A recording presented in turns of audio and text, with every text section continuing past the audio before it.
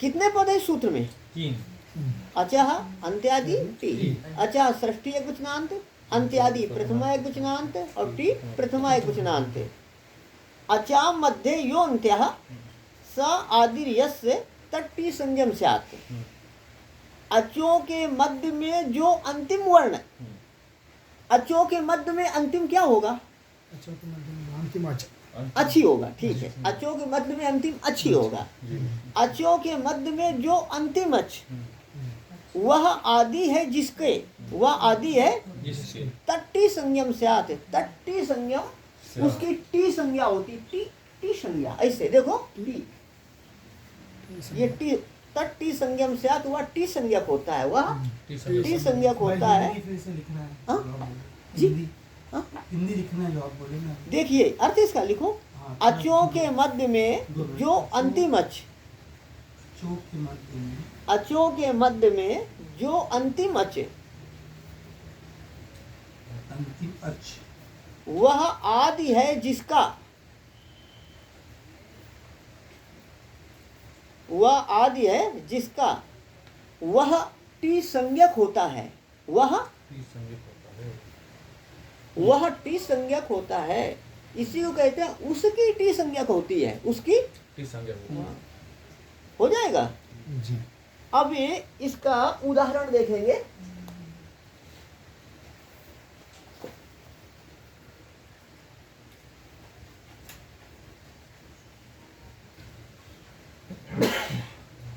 जैसे उदाहरण तुम एक साथ आपको बताए देते हैं।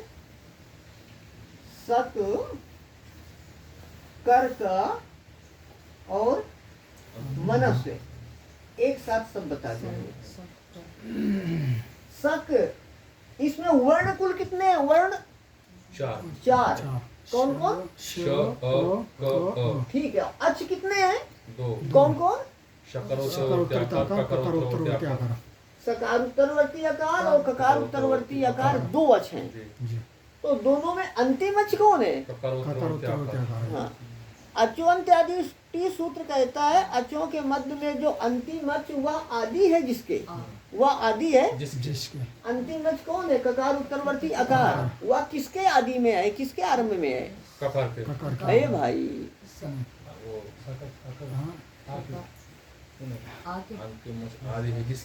जितना जो आए समझ में बोलिए।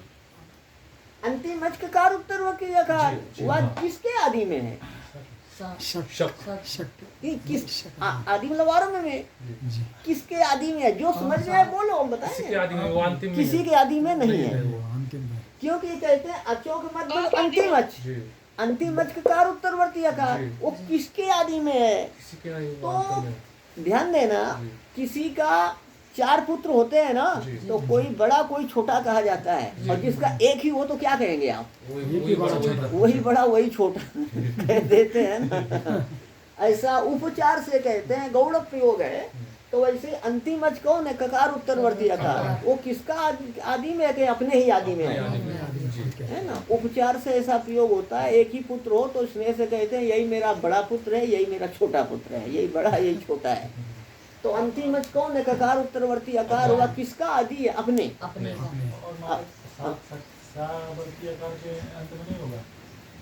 ये शक है ना, आपके शक है ना, तो इसमें हाँ आप बोलो क्या कहना है आपको? ये इसको आप पूछ रहे किसके आदि में? ये सकारवर्ती आदि में बताया जाए। आदि का अर्थ है आरंभ। आदि का क्या अर्थ है? अब देखना, इस सब के आदि में तो ये है ना, और इधर फिर का के आदि में ये आ जाएगा, और ककार उत्तरवर्ती आकार के आदि में का आ जाएगा, और ये तो अंत में ये किसी के आदि में है क्या? है ना।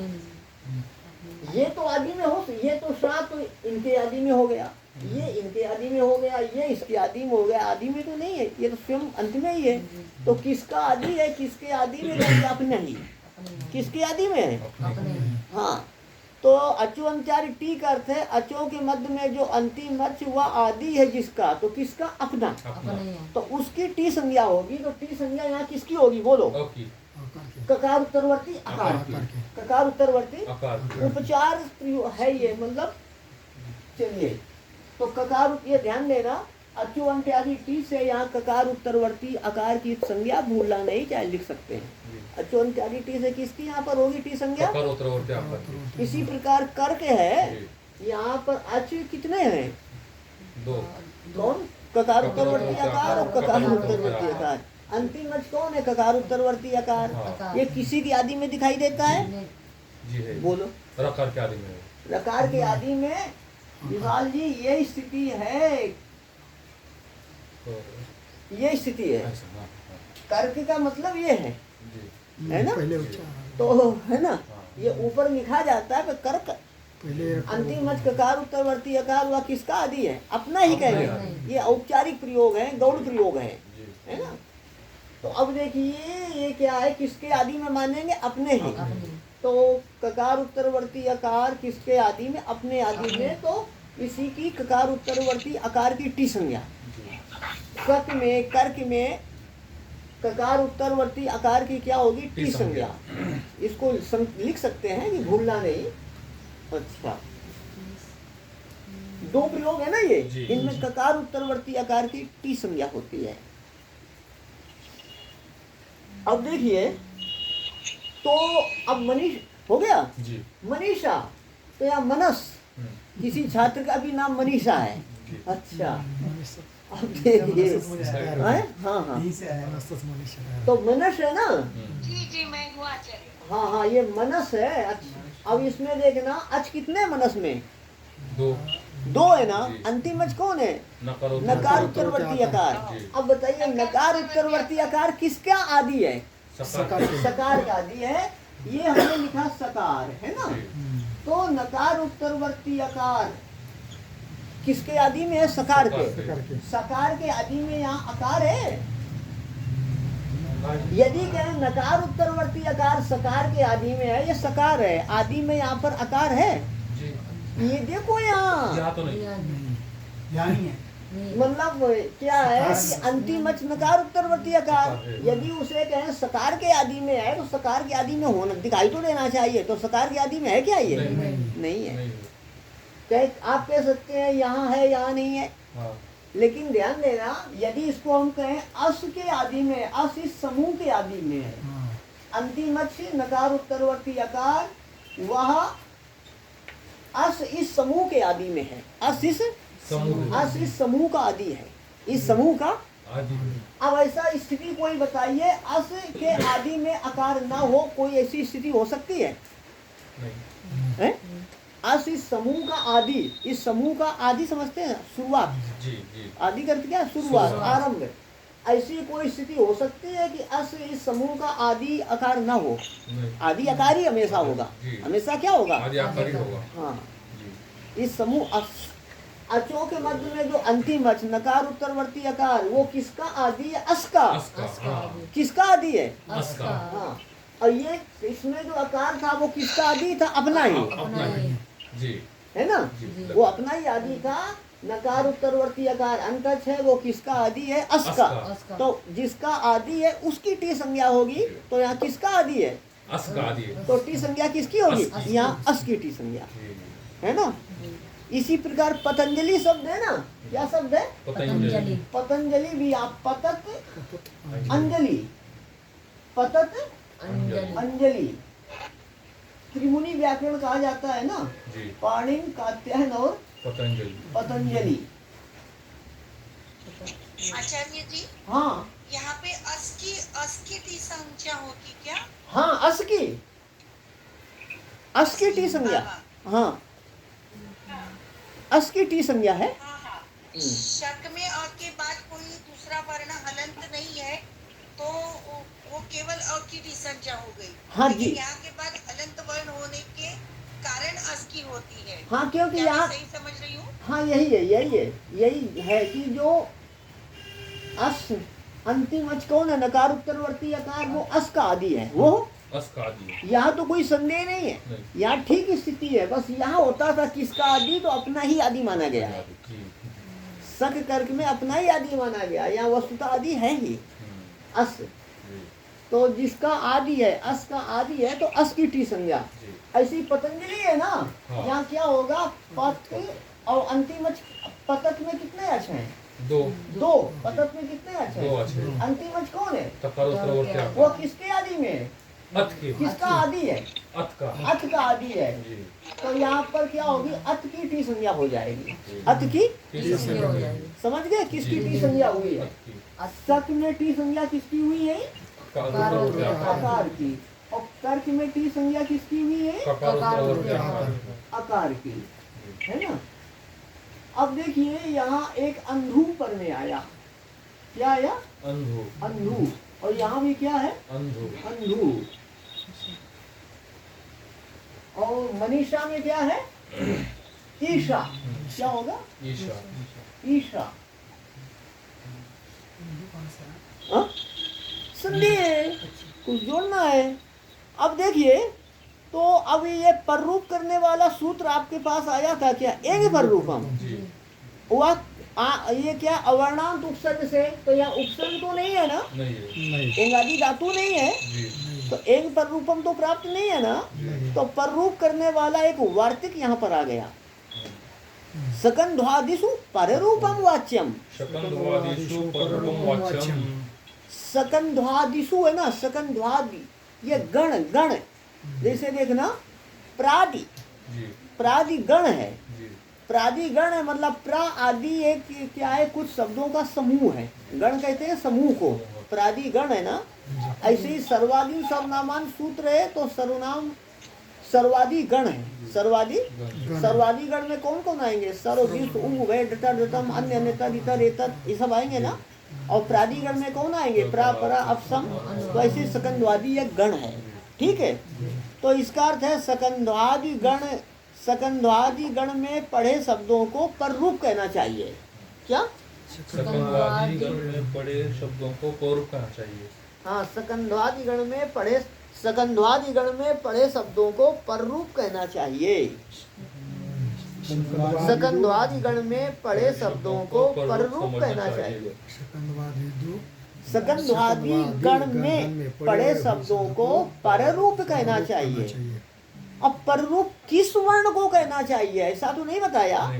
वार्तिक में तो वरदराज लिखते हैं तच्चा टेह, तच्चा टे, चा मतलब और, तत् का अर्थ पररूप, टे चा टेह तत्, और टी के स्थान में पररूप कहना चाहिए। किसके स्थान में? टी के स्थान पर, ठीक है ना। जी। चा तत्, चा टेह, चा मतलब और, टेह का अर्थ है टी के स्थान पर। ठीक है। टे का क्या अर्थ है? टी के स्थान और पर, तत् का अर्थ है पररूपम। पररूप। तत् का क्या अर्थ है? पररूप चा तत्, चा टेह तत्, जी चा टेह तत् टे मतलब टी के स्थान स्थान पर, पर। और तत् का अर्थ है पररूपम। पररूपम और टी के स्थान पर पररूप कहना चाहिए। जी टी के स्थान पर, पररूप समझना चाहिए। हाँ टी के स्थान पर पररूप समझना चाहिए। तो ये स्पष्ट कर दिया ग्रंथकार ने। इसका मतलब है सकंदवादिष पररूपम वाच्यम, इस वार्तिक के द्वारा पररूप टी के स्थान पर होता है। ये ग्रंथकार ने स्पष्ट किया ना तच्चाटे से।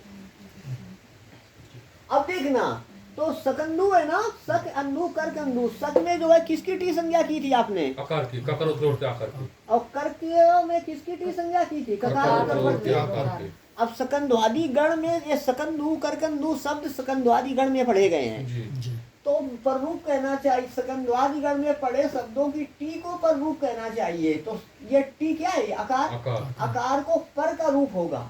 पूर्व पर के स्थान पर पररूप कहना चाहिए। पूर्व पर के स्थान पर पर का रूप कहना चाहिए। तो आ और आ के स्थान पर क्या होगा? आ, आ और आ के स्थान पर आ होगा। ठीक है, जी। तो हो जाएगा पर रूप हो गया ना। आ के स्थान पर आ होगा तो क्या बन जाएगा? शकंद, सकंधु। क्या बनेगा? शकंद, आ के स्थान पर आ हुआ ना, तो हो जाएगा सकंधु। ठीक है। जी इसी प्रकार यहाँ भी आ और आ के स्थान पर क्या हो जाएगा? पररूप, क्या होगा? पर रूप। पर रूप टी के स्थान पर पर रूप होगा। जी टी के नहीं, टी के स्थान पर का रूप। टी कौन है? आ। अच्छा, टी के स्थान पर का रूप होगा। टी और पर वाला मिलाकर पर का रूप, यही मतलब है ना। टी और पर का मिलाकर पररूप, हाँ, टी के स्थान पर का रूप आ जाएगा। तो यहाँ भी क्या हो जाएगा जी? टी के स्थान पर ये कर देना कर के और अंधु, अंधु, मिला देंगे तो करकंधू। करकंधु। अब एक मनीषा शब्द में देखेंगे क्या था? मनस ईशा। मनस ईशा, मनस ईशा। मनस ईशा है ना। हम्म। यहाँ टी संज्ञा किसकी होगी? अस की। अस की। किस सूत्र से टी संज्ञा होगी? अचुंत्यादिटी। मनीषा, मनीषा है ना, मनस ईशा। जी। मनीषा को हम ऐसा समझ सकते हैं, नहीं, एक मिनट, मनस ठीक है। मनस को कैसे समझ सकते हैं? मनस को मन अस समझ सकते हैं। टी संज्ञा किसकी होगी? अस की। अस की। और इधर ईशा पर में है। जी। और सकंदवादी गण में मनीषा शब्द आया है, जी। तो सकंदवादी गण में पड़े शब्दों की टी को पर का रूप कहना चाहिए। मतलब टी और पर के स्थान में पर का रूप होगा। तो टी क्या है यहाँ पर? अस। अस और ई, इन दोनों के स्थान पर क्या हो जाएगा? अस और ई दोनों के स्थान पर पर का रूप होगा। अर्थात अस और ई को मिलाकर पररूप होगा। पर रूप मतलब ई का स्थान ई होगा। है ना। हम्म। पूर्व पर के स्थान पर का रूप अस और ई को मिला करके क्या हो जाएगा? ई। अस और ई को मिलाकर होगा ई। तो क्या हो जाएगा? मन ईशा। मन ईशा। ईशा मिलाएंगे तो मनीषा। मनीषा। ऐसी मनीषा शब्द की सिद्धि होती इस प्रकार। जी। पूरा व्याकरण पढ़ना चाहिए। मनीषा तो हो गया ना। अब मनस शब्द कैसे बना, ईश कैसे बना, ये और पढ़ना पड़ेगा। मनीषा तो हो गया ना। जी। संस्कृत में शब्दों की मूल प्रकृति क्या है? धातु। धातु। हाँ, धातु है। सभी शब्द धातु से बनते हैं। तो मूल प्रकृति यहाँ पर प्रकृति धातु है। धातु से ही सभी शब्द बनते हैं। लगभग कितने धातु होंगे संस्कृत में? 2000। 2000 कहे जाते हैं। अच्छा। हाँ। धातु पाठ सभी के पास होना चाहिए। अष्टाध्यायी भी सभी के पास होना चाहिए। ये है। अच्छा। धातु रत्नाकर। हाँ, वो धातु रत्नाकर है। धातु मूल धातु पाठ ले लेना, पतला है। मूल धातु पाठ। हाँ, चौखंबा का है। चौखंबा का है, उसका भी अच्छा है। रामलाल कपूर ट्रस्ट का युधिष्ठिर मीमांसक के द्वारा संपादित है, अच्छा है। रामलाल कपूर ट्रस्ट, हरियाणा, सोनीपत। सोनीपत या बहालगढ़ कहीं का है। वो अष्टाध्यायी वालों का है क्या फिर? हैं? हाँ हाँ अष्टाध्यायी वो हाँ। आर्य समाज वालों का। हाँ हाँ, रामलाल कपूर ट्रस्ट पहले बहालगढ़ में था, अब शायद सोनीपत चला गया है। जी। हाँ, अच्छा है उनका धातु पाठ। तो देखिए स्वामी चौखंबा में ये लिखा है, क्या? अर्थ लिखा है, अर्थ। अच्छा, उसमें अर्थ नहीं लिखा। नहीं इसमें भी अर्थ दिया है। मेरे पास का पुस्तक था तो उसमें केवल धातु लिखी। नहीं, इसमें रामलाल कपूर ट्रस्ट का जो युधिष्ठिर मीमांसक के द्वारा संपादित, उसमें हिंदी में अर्थ है। क्या? हाँ, हिंदी में अर्थ है इसमें। चौखंबा वाला मैंने नहीं देखा, शायद विस्तार किया। युधिष्ठिर मीमांसक, हाँ, बहुत अच्छे व्याकरण शास्त्र के विद्वान थे मीमांसक जी। व्याकरण महाभाष्य पर 2 अध्याय तक इनकी व्याख्या है, और मीमांसा साबर भाष्य पर भी 7 अध्याय तक व्याख्या है। पूरी नहीं कर सके, परम पद हो गया। व्याकरण पर लिखने वाले बहुत हो सकते हैं, पर मीमांसा शास्त्र के विद्वान दुर्लभ हैं। युधिष्ठिर मीमांसक बहुत अच्छे विद्वान थे। चलिए, अभी तो सकंदु, करकंदु, मनीषा। क्या शब्द है आपका? सकंदु, करकंदु, मनीषा। अमरकोश याद है किसी को? जी। है? याद किया याद अमरकोश? नहीं। आप लोग जी कर रहे हैं। याद है क्या? अच्छा, तो सकंदु है ना, जी। एक शक किसी देश का नाम है। अंधु का अर्थ है कूप। शक देश का कूप है। ये कोई देश, इस नाम का कोई देश पहले रहा होगा। और करकंदु का भी यही अर्थ है। ये सकंदु का क्या अर्थ है? शक देश का कूप। और कर्क कोई राजवंश हुआ है, कोई राजा हुआ है कर्क नाम का, तो कर्क नाम, कर्क राजा का कूप, कर्क राजा का, ऐसे हैं। और क्या है आपका? मनीषा। मनीषा करते बुद्धि। मनीषा का क्या अर्थ है? बुद्धि। मन पर नियंत्रण कौन करती है? बुद्धि। और ये मन पर नियंत्रण करती बुद्धि, मन, बुद्धि और इंद्रियों का बारे में जानना हो, कठोपनिषद पढ़िए। मन का, इंद्री का नियंत्रण कैसे करें, मन का नियंत्रण कैसे करें, तो बुद्धि के द्वारा होता है। ये सब कठोपनिषद में अच्छी तरह बताया है। हमारा तो ये कठोपनिषद तो फ्री डाउनलोड के लिए है इंटरनेट पर। हाँ हाँ फ्री डाउनलोड के लिए है मेरा। विदारण्यक हैं? क्या? बृहदारण्यक अभी नहीं, धीरे धीरे सब आ जाएगा। सब आ जाएगा। अभी एक दो भी और करने वाले हैं, एक दो दिन में कोई आएगा कर देंगे। चलिए, तो मनीषा का क्या अर्थ है? बुद्धि। बुद्धि। आगे कहते हैं आकृति गणोयम, है ना? जी। अयम आकृति पतंग। अच्छा, पतंजलि भी समझ लो प्रसंगानुसार। पतत है ना, पत अत, यहाँ टी संज्ञा किसकी होगी? अत की। पतत में टी पत अत, अचों के अच कितने इसमें पतत में? 2 कौन? पकार उत्तरवर्ती आकार, तकार उत्तरवर्ती आकार, अंतिम अच कौन है? तकार उत्तरवर्ती आकार हुआ किसका आदि है? अत का। तो अत की टी संज्ञा होगी। जी। अत की क्या होगी? टी संज्ञा। टी संज्ञा होगी। और इधर क्या आएगा? अंजलि आ जाएगा। क्या आएगा? अंजलि। अंजलि ही। अंजलि समझते हैं? हैं? क्या कहते हैं मराठी में? आंजोळी आंधळ आंधळ हाँ? आंधळे वाला ओंजळ ओंजळ हाँ। ओंजळ ओंजळ अच्छा, हाँ। ओंजळ बोलते। अंजलि ही ये मराठीमध्ये ओंजळ. हाँ, ये अंजलि संस्कृत में से अंजलि कहते हैं। हिंदी में क्या कहते हैं? हाँ। कर कर कर पात्री महाराजी। नहीं नहीं कर पात्री महाराजी। नहीं नहीं, अंजुरी शायद होगा शब्द। इसे हिंदी में हाँ, हिंदी में अंजुरी अंजुरी कहते हैं, पर संस्कृत अंजलि है इसका। तो ऐसा यहाँ भी है। तो यहाँ टी है ना, अत। अत को क्या होगा? पर का रूप हो जाएगा आ का, तो पतंजलि बन जाएगा। ऐसी कोई कथानक उपलब्ध होता है, क्यों दंती है कि पतंजलि के पिता सूर्य भगवान को अर्घ्य दे रहे थे ऐसे अंजलि करके, तो उसमें एक सर्प आ गया। सर्प आ गया, उसी ने शिशु रूप धारण कर लिया, ऐसा माना जाता है। ऐसा कथा इसी प्रचलित है। तो अंजलि भी वो गिरे तो उनका नाम पतंजलि हो गया कहते हैं। शेष भगवान का अवतार। हाँ, शेषावतार कहे जाते हैं।